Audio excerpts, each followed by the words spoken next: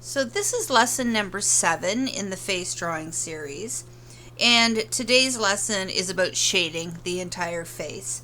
So before I began, I've already gone in and I've erased all the blocking lines. So I've erased the symmetry line, any other lines I had left over from the features. I've also gone back and lightened all my exterior lines. Again, no outlines. So before we continue, we began the face with a simple oval, and now we need to go and just define the face. So the truth is your head kind of goes straight up and down at the sides, and of course the top of your head without any hair on it is the oval. But the chin is rarely a perfect oval. It can be, but it isn't always. So at this point, I'm just going to go in and shape that a bit. So I'm going to start in the middle. And all I'm going to do is basically just cut this little corner a little bit. And that's going to make a big difference. And then I'm just going to do exactly the same thing on this side. So everybody has a little bit of a different jaw line, but it just adds a bit of definition. And I'm just going to go back and erase out the original line.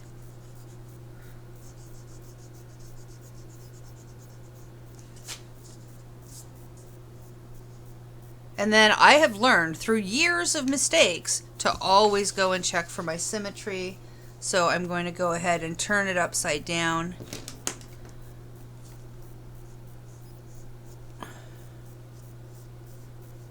And make sure it looks okay before I proceed. The big mistake that I always make when I draw faces is I just want to do the shading. I think doing the shading is the fun part. I think, creating the look of 3-dimension, I think that's the really interesting part. And so I tend to rush to the shading without, checking the math, checking the shapes, checking for symmetry first. And I'm getting better now that I know to do all that stuff before we start. Okay, so shading today, because we're shading such a large area, smudgies are not going to work very well for most of what we're doing today. Because smudgies will create little lines, and I've got that happening right here when I did the side of the nose. There we go. And when you can see that I started to get this kind of line thing happening. And we don't really want that unless you're doing a relatively aged face. So it's better to use Kleenex at this point to get a smoother skin texture. So I am going to just start off by shading. So you can think of the entire face as being a cylinder or a sphere. So if we start off thinking about it being like a cylinder, so we know it has to be darker on the side, it has to get lighter in the middle, and it has to get darker on the other side. So you have a couple of options here. You can take your pencil and just start the shading if you're good at getting a nice smooth texture. Drawing is a skill that you build up from practice. So I tend to use smudgies because it's easy and I'm kind of lazy. And just when I'm teaching, it's because it's the safest, less scary way to shade. But to be honest, the ultimate way to be able to shade is to be able to control your pencil, to be able to shade as smooth as you can without needing any help. So at this point, I've started to add the shading, and now I'm going to go in with the Kleenex. Again, I'm just covering it over my finger. And I'm going to start to go in and blend. So obviously, how light or how dark you are going to shade the skin depends on the color of the skin, or the shade of the skin of who it is that you're drawing. So I'm going to just start light is always the rule. Start light till you get it right. It's so much easier to go back and darken than to try to lighten. And I got to make sure that there's no outlines here. When I went back and changed the jawline, I forgot to go back and erase it out a bit. So I definitely need to do that. And it's going to take a while to start building up the shading. It's not something you want to rush. I start to get a little scared that I'm going to not be smooth enough. So I remember there's this trick too, that you take a scrap piece of paper, you shade on it, and then you use that to get the Kleenex dirty, and then go back. Also remember, you've got to have other paper underneath you. Even things like this little erasing crumbs will mark the paper. That's what happened right there. I've got that little dot that I can't really get rid of now just because there was something underneath the paper. All of that is going to affect the shading. So I'm just always starting on the edge and going through, changing up my values. And you can see that the face is starting to round at this side. This side's still a flat face with three-dimensional features. This side is starting to round up. Okay, so at this point, I'm also going to go and do the other side. And I'm going to turn my page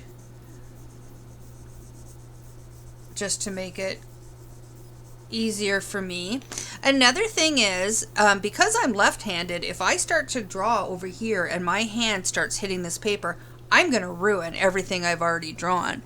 So it's always a good idea to have another piece of paper that covers your drawing so that you're not smudging everything that you've already done.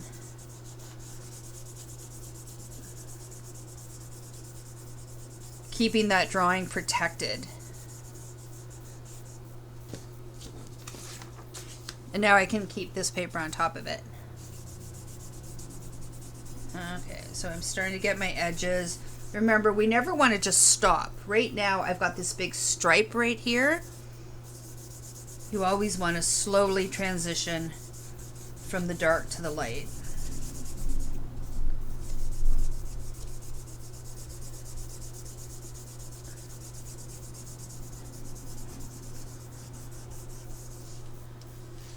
Okay, let's see how we're doing. All right, you can see that I've now bent the face back at the sides. So the other thing I need to do is I'm going to, at this point, go ahead and do the neck. And the neck is a cylinder, so it's the same thing. I need to go darker on the sides and lighter in the middle. The other thing I need to do is I need to separate the chin from the neck. And in order to do that, you always need to have a shadow underneath the chin. If you put a shadow all the way under, it's just going to look like there's a beard. So one of the tricks that I've learned to do is just keep that shadow in the corner and not go all the way. So again, because it's a cylinder, I know I can go darker on the side and start to get a little lighter as I go towards the middle. But I'm also going to I don't want a line between the face and the chin. Yeah, it's not a cartoon. But I'm going to take this shadow and I'm just going to draw it over like that. I don't want it all the way over.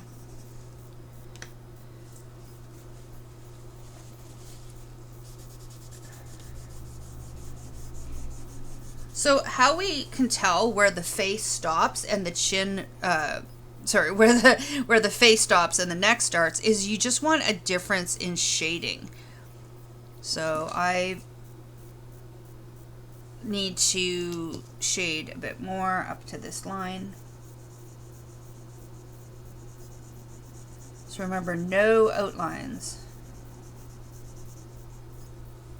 And now you can see, if you compare this part, the neck and the face are like this. But if you look at this part, now it looks like this. It looks like the one chin area, the jawline, is in front of the neck. Again, I need to start turning my page.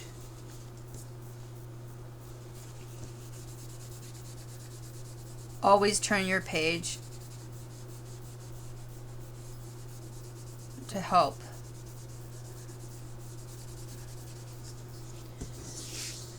And that's the effect we want. We want it to, the jawline to project up. I'm going to do the same thing on the other side.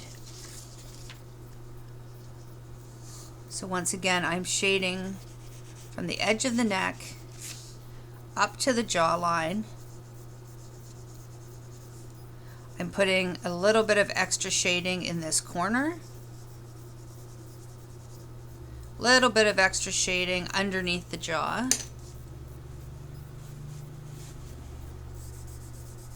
And then I'm going to use the Kleenex to help get that really nice, smooth texture.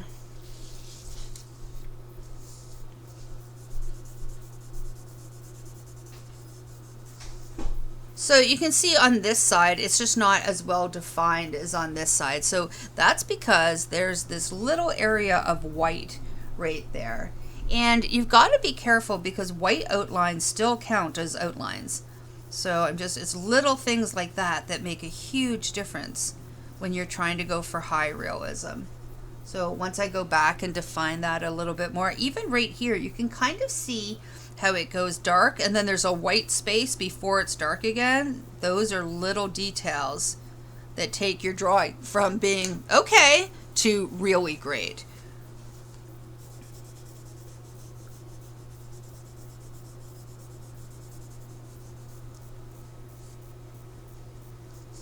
Okay, so now the entire head is looking three-dimensional now. Great. So it's not the features on a flat surface. There is more shading that needs to be done. So earlier I talked about the phildrum, and the phildrum is the dent above your lips, and that's the sort of thing that the minute you shade it, it's like, that's not a good look. So you got to be really subtle about it. So once again, I'm just going to get a little bit of smudge on my Kleenex and go ahead and add just a little bit of a shadow.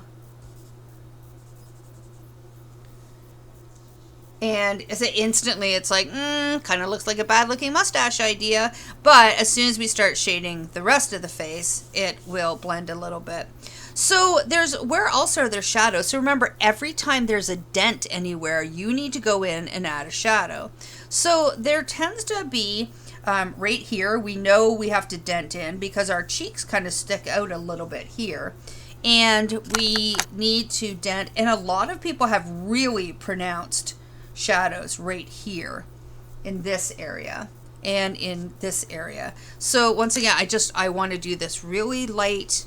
It's always easier to build up your shading slowly. So I'm just going to go in.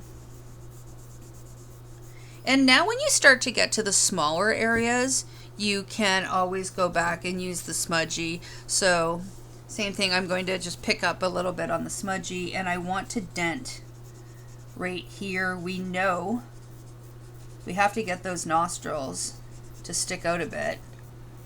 So we have to go in and add some shading beside the nostril, and then I'm just going to kind of sweep it down towards the outside of the mouth. And you'll notice what happens is as we start to shade, the age of the face starts to increase. So the person's looking older every time I touch it. And that's why drawing young people, like little kids, are really hard because first of all, little kids, their proportions aren't like this. Their features aren't in the same proportion. We grow into these facial proportions, but it's the shading. If you're ever trying to draw a little kid, you barely shade it. Like you would just do that outer shading to round the face, and then you would stop. Okay, so I'm going to go ahead and just kind of start denting this area right here a little bit. And the other thing we need to do is on the chin, there's usually a shadow right here depending on how much your chin protrudes. So again, I'm just going to turn my page and I'm just going to draw with the smudgy. I'm just going to pick up a little bit and right about here. So it's easier when you are actually drawing a specific person and you look at their photo because you can just see what shadows they've got. So the one thing you do have to watch out for is that, is it the lighting of the photographer that's doing that? Or does the person actually have that shadow right there? So again, really subtle, but I'm going to put a little shadow right here. Same, you know, under the chin there might be a little bit more of a shadow right here. Might be a little bit more of a shadow right here. Cheekbones. Again, we need to look at that there would be a shadow right here. Some people have prominent cheekbones, some people don't. And for anybody that wears makeup, you're probably figuring out this is a lot of the stuff we do with makeup. Kind of a fun thing to do, especially if you're getting really bored, is to just go and find like shades of brown makeup and beiges and browns, and putting them on your face just to slightly change the contours. So contouring is a big thing that's been a trend in makeup for the last couple years, is understanding, like, just by putting those shadows in that area, all of a sudden you have cheekbones. And other things, you know, is your nose really wide? Well, then go and add a shadow on either side and it'll look more narrow. Is your nose, do you think it's skinny? Then add light and it'll widen it. All the things that we're doing with the shading are exactly the same things you can do with makeup as well. So speaking of which, I've got this really flat area on the nose. I'm just going to zoom in a little bit. It's looking really fake. Because the shading has just kind of suddenly started. So I just want to go back in here and soften this area so that, because again, it's not that the nose is flat and suddenly needs a shadow. It's round. So it's slowly got to change from light to dark. So I'm going to go back in here and start bringing that area in a bit better.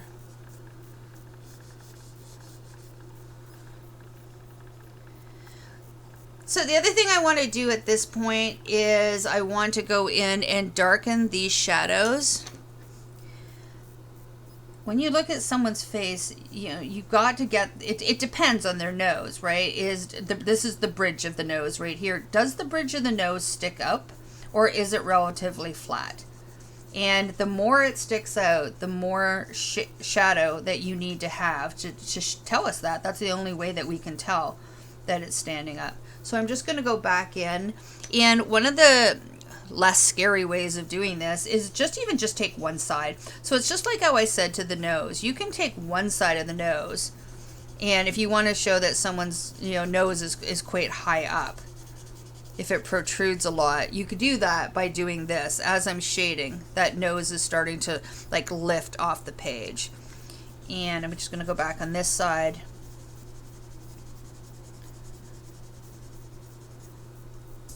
And you can see that it's definitely sticking up. All right, this area in here, I need to go back and darken that.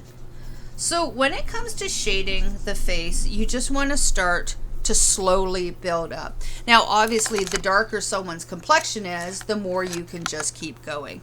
And we're starting to get definition here.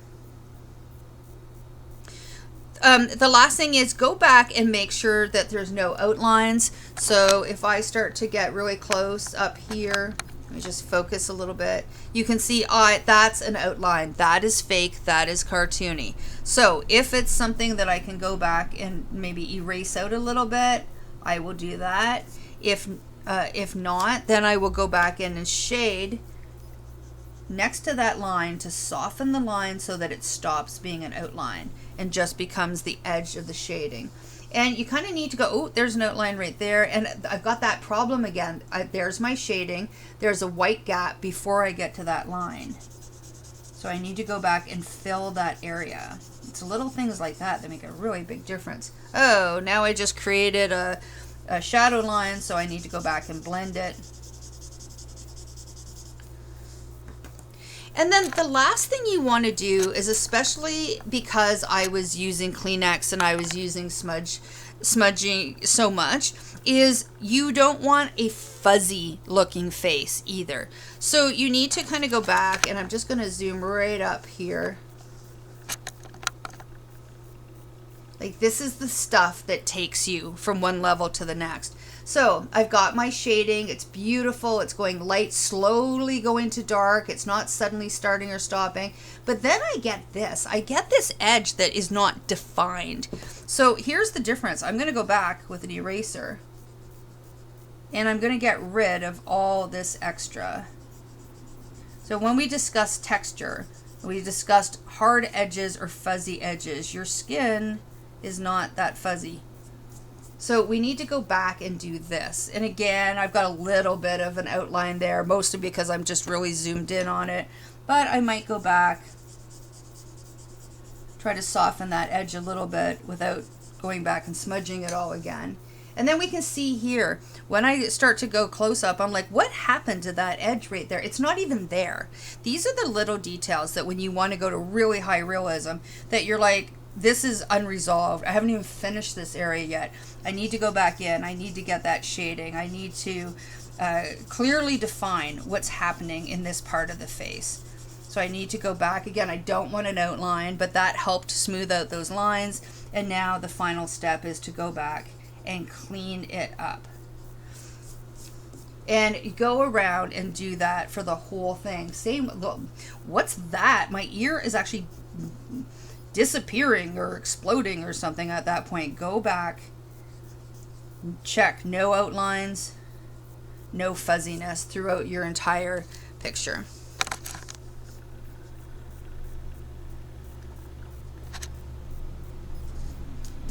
And that is the basic shading of the face.